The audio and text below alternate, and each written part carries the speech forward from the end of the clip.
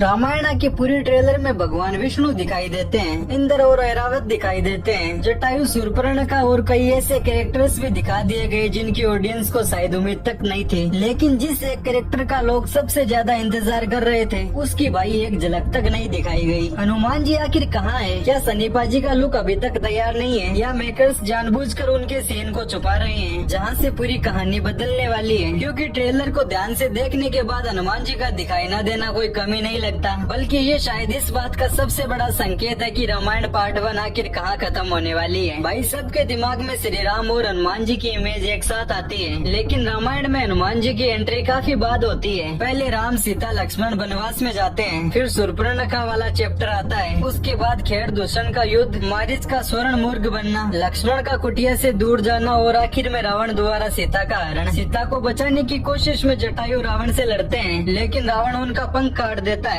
इसके बाद राम और लक्ष्मण घायल जटायु तक पहुंचते हैं। जटायु उन्हें बताता है कि सीता को रावण दक्षिण दिशा में लेकर गया है। इसके बाद वो राम के सामने अपने प्राण त्याग देते हैं और राम स्वयं उनका अंतिम संस्कार करते हैं। ट्रेलर में हमें जटायु की लड़ाई और उनके अंतिम संस्कार से जुड़े सीन्स की झलक मिल चुकी है। वाल्मीकि रामायण में भी जटायु की मृत्यु और अंतिम संस्कार सीता हरण के तुरंत बाद आते हैं, लेकिन ध्यान दीजिए यहाँ तक भी हनुमान जी कहानी में नहीं आए हैं। जटायु के बाद राम और लक्ष्मण की मुलाकात कंवंत से होती है। कंवंत उन्हें सुग्रीव की सहायता लेने की सलाह देते हैं। फिर दोनों सबरी के आश्रम से होते हुए पंपा सरोवर और ऋषमुख पर्वत के पास पहुंचते हैं। वहीं सुग्रीव दूर से 2 धनुर्धारी योद्धाओं को आते देखता है। उसे डर होता है कि कहीं उसके भाई बाली